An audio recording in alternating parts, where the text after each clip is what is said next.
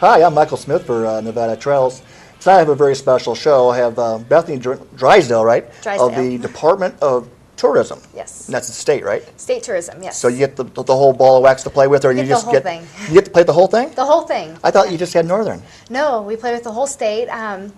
Las Vegas is pretty well known, so I admit I'm a little partial to this area. So if I got a job with the whole thing, and I'm in Northern Nevada, and I think I need to be studying more of Lake Mead, you could go down there and just take a week off and well, I wish for expertise and I wish. No, I have to educate myself by email quite a bit, but we do have a couple of representatives in Southern Nevada, and my job is primarily up here, but representing the whole state. Well, you have to stay up here then. Yeah. Well, I got two anyways, kids at home. I got to stay home. I mean, my little world, I'm basically a war to help our state. I think the more we do to bring people to the state, the better. In my little life, I bring in my mom and my stepdad in a couple weeks. They're going to spend money here. I brought my sister and my cousins from Michigan to. I got my cousin hooked on the bowling tournament every. Oh yeah. So her husband does it every other year in Reno, and then she does it every other year. So they come up every year. Nice. And so that's helping the economy. And then I have a sister coming kind of once in a while, but and my nephews come, and they basically love it. So I just think if you're going to bring your relatives here, it's a great place to bring them here and just let them. You can turn them loose and have fun. Yeah. And that's my little thing. And when I had a home business, we tried to bring as many people to the region as possible from out of the area too. And we did seminars and things, and we were quite successful for a while. And then things changed a little bit in our little world. And but I think if we all pull together, we can. With all the ammunition we have, I just tell people, be friendly. You know, if someone's from out of town, who knows? They might stay around a little longer if your smile. They'll come back. People won't come back to a place where they're getting flipped off in the car or people are rude to them. But they'll come back if they know some place is friendly and easy to get around, easy to maneuver, interesting things to see. Oh yeah, I mean, every day I see the big mountains myself, and I go, boy, am I lucky. Yeah. Yeah, we take it for granted here, but the sagebrush, the mountains. There are things here that people from around the world have never seen, and they have no clue that it's all right here. I agree 100%, and luckily on this show I get to explore worlds either by you bringing it to me from the pictures you're going to show us, or by actually getting out there. And like I keep on telling, we just did a show on the zoo in Reno, and people said, "We have a zoo in Reno?" Well, if it's your hometown, go out there and see the zoo in Reno. Yeah. Because you go out and explore your own little area. There's a lot of things I've told people that are here they're awesome. And when I first moved here, we did the Rendezvous in Carson City, and that's where I fell in love with my fiance. And that was, I met David John at Comstock Cowboys, and then we've done bike tours, and we've done, like I said, the zoo and the planetarium, and then I've done a few casinos. Yeah. You got it. And they fed me real good, and then basically the Lake Tahoe and in Carson Valley, but it's just fun going out there and enjoying like the 4th of July with Pops in the park, and there has to be something for everybody here. Yeah, the buzz term right now is staycation, and I hate that term because it's overused, but it's so appropriate for what people should be doing right now. What's it called? Staycation. Staycation? Rather than a vacation, going to another part of the world, stay and explore your own town, explore your own state, your neighborhood, stay and spend your money here in your own state. Well, I think for a day trip, we've got it made. I worked in Genoa at the Sugar Plum Bakery, and I met a lot of people from Reno just come down to do the Mormon Station and do see Snowshoe Thompson Cemetery, and then the winery. I think we talked earlier, the Tahoe Ridge Winery, and a little snip of the wine, and then the old bar there, because we got the history too. So if you have friends that or you're a historian yourself, we got it made, and you're going to show us some pictures of places around Highway 50. Highway 50. We're going to take a trek across Highway 50. We are. I don't know if you know the story. About 20 years ago, Life magazine sent a reporter out, and they did this tour along Highway 50, and the reporter just bashed it, said it was the worst drive in the world, the loneliest road in America. Do not drive this road. You are going to die. You need survival skills. Nobody should drive this road. So the towns along the road decided, hey, that's not all bad. We are the loneliest road in America, and try your luck. So they created a whole campaign around surviving the loneliest road, and to this day, you'll still see the road signs that say loneliest road in America, and stretches from about Fallon, Fernley area out to Ely. Wow. It's interesting. It is a long, straight stretch of highway, but there's so much history along that road. Is that the road that the bicycle tour goes to? Does Ely like the end of the Nevada? Yeah, yeah. So that's probably the same route. Yeah. And I believe there is a Loneliest Road bike tour. Yeah, and it's just fascinating. You know, I think within my job, I'm lucky that I get to learn some of the history of our state, but it's all out there. One thing I love, I came from California, you know, don't tell anybody, and it seems like in California, things are in museums, you know, things are off limits. You have to get permits to do anything, to go anywhere. And in Nevada, it's all open space. What is it? I think 87% of Nevada is run by the BLM. It's all public open land. You can do whatever you want. So one place that will stop has petroglyphs. You can walk. They aren't in a museum. They aren't behind glass. You can just walk right up a trail and see these petroglyphs. Well, let's check out the loneliest. All right. Well, you can, from Carson City, you can hop on 50, headed east toward Dayton. Start in Fallon. Fallon is just a really, really cool old historic town. It has a lot of Basque culture. Nevada has a lot of Basque culture. But one of the best little bars in Fallon is the Overland Hotel. Ooh. There's Overlands everywhere. You're from Carson Valley. We have Overland, yes. Yeah, you got an Overland. There's an Overland everywhere. But the Overland Hotel in Fallon actually was a Basque restaurant and hotel. They've fixed up the upstairs to be a hotel again. It's just one of those cool places. You're gonna have to share the bathroom with people down the hall. Well, that's all right. The old people, the old places are just beautiful. And I taped a concert there for David John the Comstock Cowboys, and the people there are so friendly. Oh, yeah. You gotta go visit Fallon. You've got to go have a Basque dinner. Have you had a Basque dinner before? Oh yeah, I live by JT's. Okay, so you know. Yeah, JT's in Gardnerville, and Overland is also there. Yeah. Oh yeah. The meals. You it's don't good. eat for 3 days to prepare for one of these meals. It's good. And the pecan punch. Don't get me started. Yeah. So Overland is the place to start if you're headed out on Highway 50. Stop in Fallon, gas up, because you're not going to find gas for quite a while. Gas is good. Gas is good. Fill up your gas tank, stock up on water. Don't try the pecan punch if you're driving, but let the driver drive and you can try the pecan punch. And if you're watching this show from South Lake Tahoe, the gas is 20 cents cheaper a gallon here in Nevada. Yes, it's much cheaper. I was just in Northern California and it was much, much more expensive. So I mentioned the petroglyphs. Just outside of Fallon, there's a place called Grimes Point. Oh. Great place to stop. There's restrooms, picnic tables. Climb up the hillside, and there are ancient Indian writings carved into the rocks. It's just amazing to me that this whole area has so much history, and it's right there that you can see, you can touch, you can feel it. So here's a shot of your the petroglyphs. It's beautiful. It's amazing that these are not in museums, and that's Nevada. You know, my friends and I joke that, you know, only in Nevada, and there's so many things that you can say about that. Oh, only in Nevada. Well, we don't know how good we actually have it. Yeah, it's true. It's like if you visit a foreign country, you're going to be so much prouder of America than you even know. Yeah. And the same for, you know, I came from Michigan to here, and we have it so good, and it's just a miracle. And just like this, that picture right there, it's right there, you know. Yeah.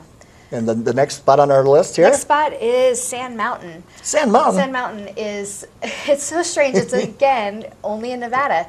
You drive along the highway, and salt flats all around, sagebrush, very flat, some mountains in the distance, and then you come upon this giant mountain of sand.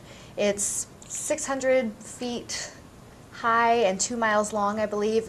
Just a giant sand dune in the middle of nowhere.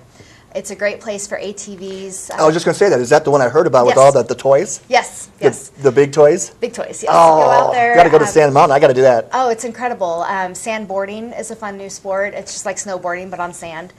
So Sand Mountain's a cool little place to stop. Just beyond that is the Shoe Tree. Shoe Tree is where you take your shoes and throw them up in the tree, and there are hundreds and hundreds and hundreds of trees in this, or shoes in this tree. The story goes that a couple got married nearby. They went on their honeymoon. They camped just under this big oak tree. They got in a fight in the middle of the night, and the wife said, well, I'm leaving. I'm walking back to town. So he took her shoes and threw them up in the tree and said, well, you're walking back barefoot. So they made up. They went back every year on their anniversary to throw another pair of shoes into the tree, and it's just blossomed since then. Shoes everywhere.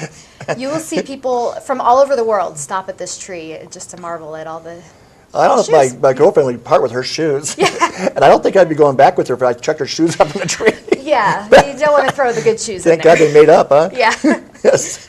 And this shoe tree is on public land? Or? It's on public land. It's right off the highway. There's a really good pull-out area, so if you have an RV or caravanning or anything, you can pull Would this right be like off a the- historical site with the shoe tree?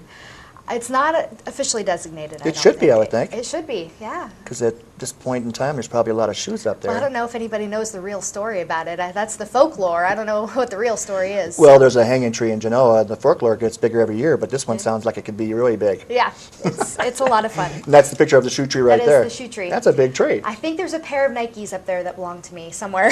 Oh, you've, they haven't fallen out you've by now. camped below there yourself. Huh? Yes, not threatening to leave my husband or anything, but yes, I have. Just thrown my shoes doing in it for the fun of it. For the fun of it. Yeah. Actually, if you have the old tie shoes, it is a pretty good thing. You can really get going. Yeah. Yeah. It's a lot of fun. So along the Loneliest Road, part of the survival skills, if you need to make a phone call, you've got to find a payphone, and there are nearly no payphones along this road. Cell phone service is sketchy at best. So Sounds like a movie. yes, it's a little frightening. So just outside of Fallon and outside of the shoe tree, you'll find the loneliest phone booth on the Loneliest Road, and that's what you're looking at there. Probably the dirtiest, loneliest Yes, phone booth. yeah. Take along your Purell. It's not a place where you can change clothes either. No, it's right there along the highway. That's what I learned when I first moved here. Was it's harder to go to the side of the road. Mm-hmm. There's no trees to duck behind. Or No, I'm very shy, and so is Deborah. And it was like we're like, because we just couldn't make it to Fallon. We were just short. Yeah. We found the loneliest road off the loneliest road. Yeah. Oh, I bet there's several other roads that might vie for that title for sure. So this is the loneliest phone booth on the loneliest road. Loneliest Road, yes. So you got looks like someone's decorated it. Yeah. So the next stop you're going to find is Austin. Austin is just a cute little town, but there's really not a whole lot there. It's kind of becoming a cool little arts destination. Some people that have moved into town and opening bed and breakfasts, antique stores. Great International Cafe is a very old historic bar and saloon. Well, it looks like a very, very pretty town. It's the white railing on that. Is that the hotel there? That's the International Cafe. There's no hotel there now, or no rooms, I should say, but it is the old International Hotel that actually was in Virginia City and Oh, okay. moved to Austin. So They took every brick and moved it to the. they took the original portion of it, yeah, and moved it to Austin, and then built a bigger International in Virginia City. Well, it looks beautiful. It is really a neat little town. There's a woman who bought a church, a Catholic church in Austin. Well, that's got to have good vibes. Yes, this doesn't happen often where you'll see a single person buy an entire church, but the church closed down. It was, what's the word for desanctifying a Catholic church? Out of business. Yeah, out of business. Well, I'm sorry to interrupt you, No, Bethany. that's We're fine. going to have to take a short break. thing. And then when we come back, we're going to talk about our Out of business church? out of business desanctified church. Yeah. And actually, they must have good vibes. Yes. I can't wait to hear the rest of the story. Okay. We'll be right back. Thank you. Hi, I'm Fish and Game Warden Patrick Foy. Boaters at Lake Tahoe should expect watercraft inspections at all launch sites around the lake. These inspections are designed to prevent the destructive spread of zebra and quagga mussels as well as other aquatic invasive species. If brought into Lake Tahoe, invasive species will damage boats and the pristine waters and be impossible to remove. Remember to clean, drain, and dry your boat every time before entering a new body of water. Clean boats stop aquatic hitchhikers. Hi, we're back from break, and Bethany is going to tell us more about the loneliest road in, is it America? Yes. Okay. And we're talking about a Catholic church that now has changed to now as a, in Austin, as a coffee shop or No, something? it's a cultural center. Cultural center. Yes, it has gotten some federal and state grants, and it's being transformed into a cultural center. And Excellent. yeah, you know, along Highway 50, there really is a lot of interesting culture. You might not think as you drive through these towns, there's a saloon and maybe a boarded up old hotel or something, that there's really a lot of history and a lot of culture in these towns. Well, I'll tell you from the saloons that I've been in, and there's probably more than I should talk about, there's a lot of great history, a lot of old pictures, a lot of artifacts, and it's just a gold mine of seeing what happened before technology changed things. Yeah. Well, we'll have to do a whole other show on cool saloons in Nevada because there's some great history. I'm sure you know about the Raquel Welch bra that's hanging in the Genoa bar, but there's some good. Okay, I didn't say that.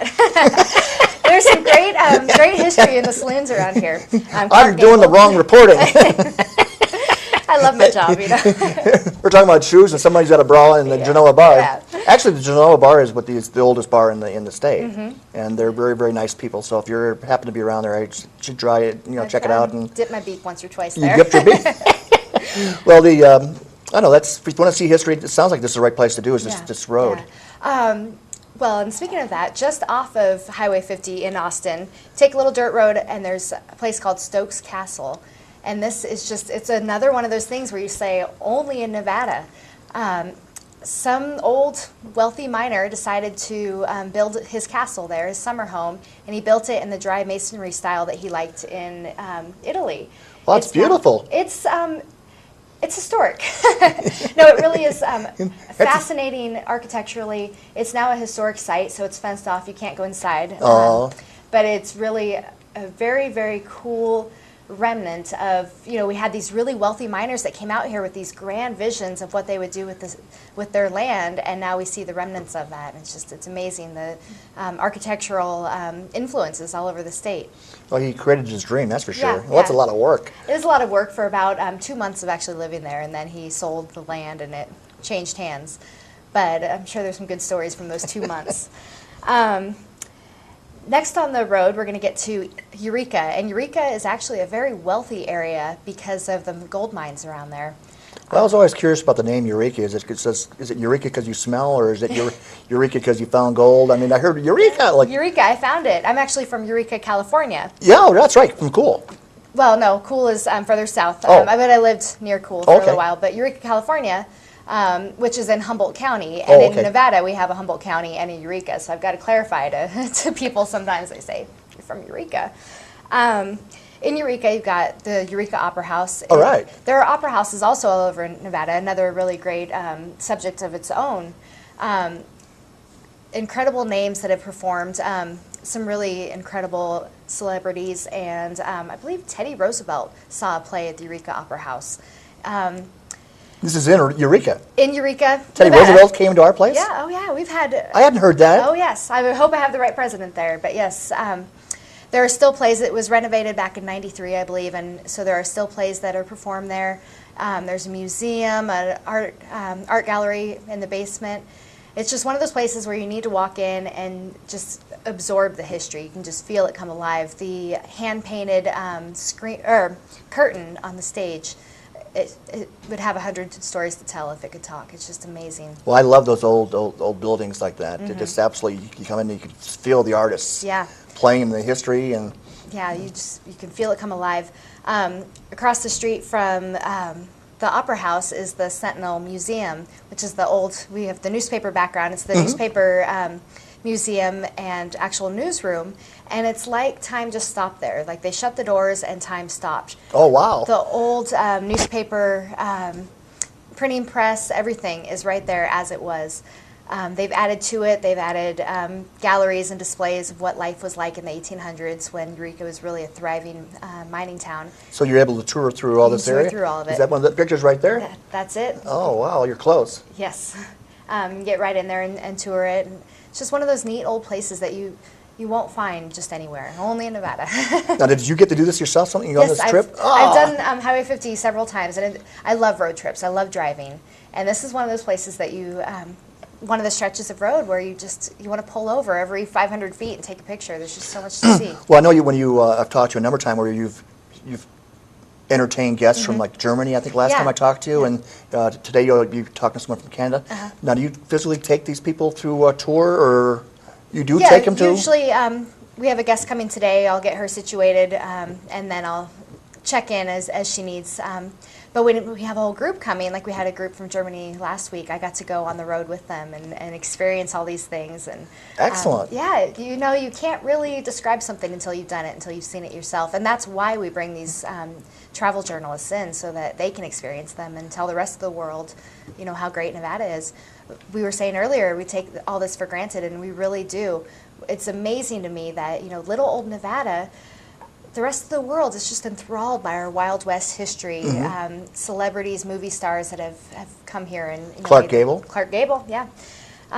So we've got a lot to share with the rest of the world, and we do our part. State tourism. Sound like you're the right person for the job. Yeah, it's fun. I could think get all my that's soapbox about fantastic. Yeah, well, I'm taking notes because, you know, like I said, my mom's coming. These are things I want to be able to tour with her. Yeah, yeah.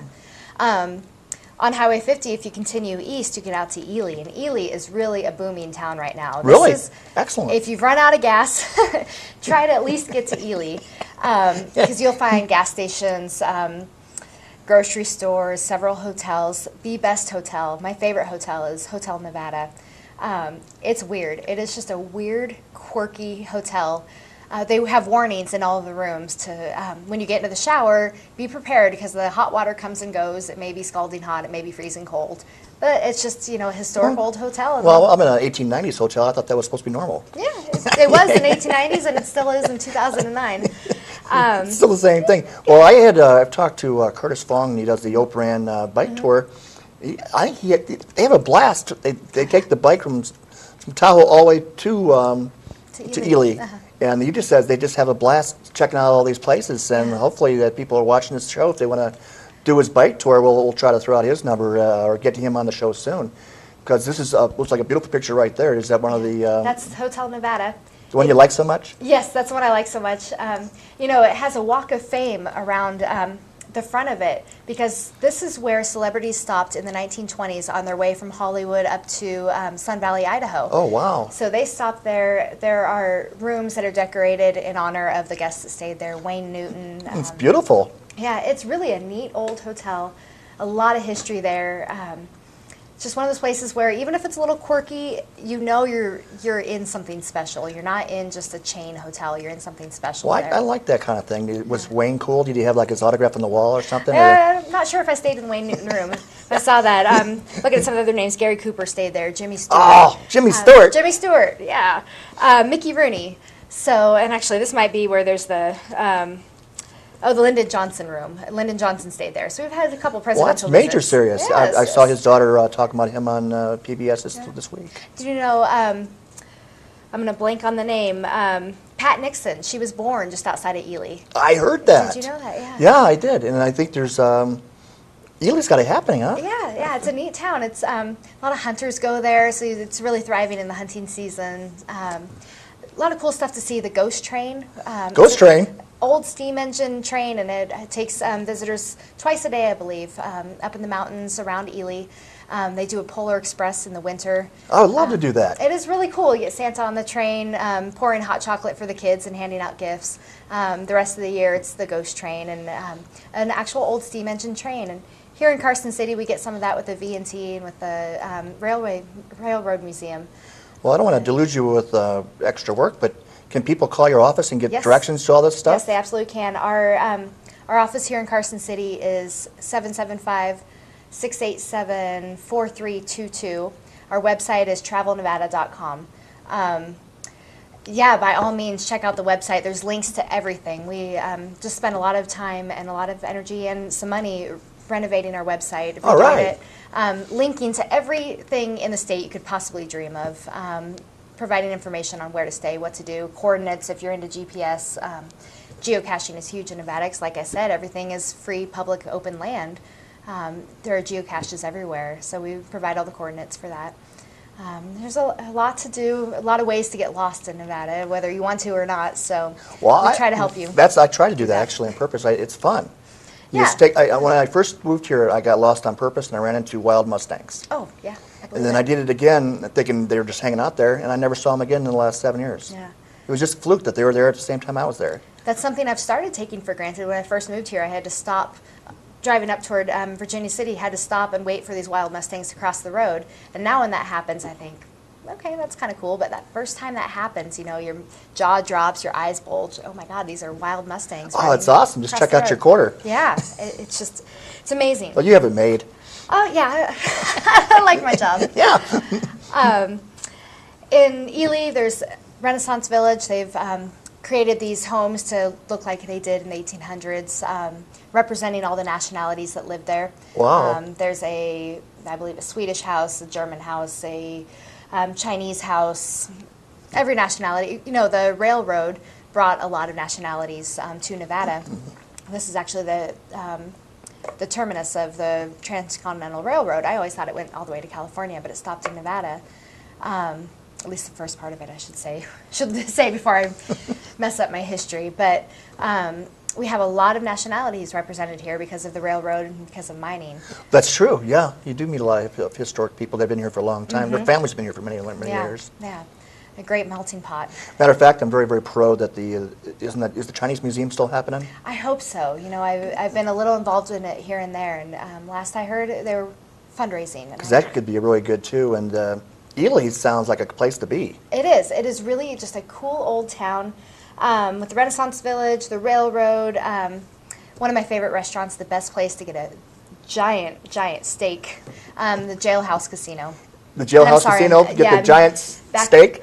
Giant steak, and you can sit in a jail cell, you know, pull the jail door across and, you know, have a little privacy there. And it's, you know, it's just one of those good old-fashioned restaurants, and it's in a casino, which you get a lot of in Nevada, but you get that ambiance there of just being a cool steakhouse. Been there forever. It's right across the street from Hotel Nevada. The thing I love about these small towns, you can walk everywhere. That's true. That's a good thing. Park your car, and even in big cities, you know, go to Las Vegas, you can valet your car for free. That's something we take for granted, too. In other cities, you pay $25 a night to park your car. Oh, yeah. You know, in Chicago, Detroit, San Francisco, it could be as much as your day you're spending money at restaurants. Right. So valet your car and walk everywhere, take public transportation. Reno has a lot of that. We were talking about the railroad, and the V&T here in Carson City is just going to be amazing, and that's coming this summer. I'm very, very proud that we're going to try to do more and more railroad shows as possible, and it's just so, I love railroads. I love history. So. Yeah, there's so much history to them, and again, you know, if those cars could talk, if those railroad cars could talk and share the stories of what they've seen, it's just, I think more people should travel by rail. I wish the U.S. had a better rail system. Well, when I was a kid, you could flush the toilet and hit the tracks. Oh, I love it. I was so happy. I just flushed the toilet all the way down to Ohio. I love it.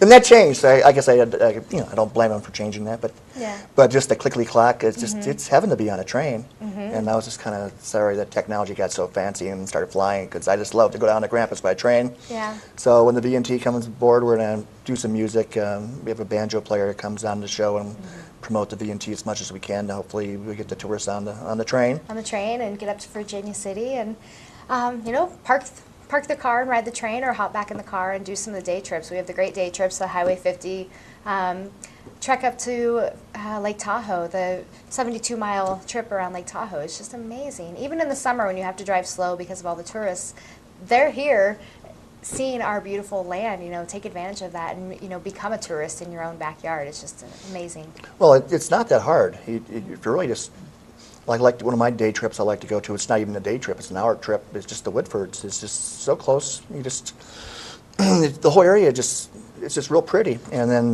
well, I'm sorry, we're going to have to wrap it up. Sure. I want you to come back, and I want you to take me along with you on these trips. Sure. And I think we can do a lot of shows and get some of this stuff out there for the customers. Give her a call if you want to go out and see Nevada. And we're out of time. I'm sorry. It's Michael Smith for Nevada Trails. Thank you for being on the show. Oh, absolutely. Thank you. Appreciate it. Thank you.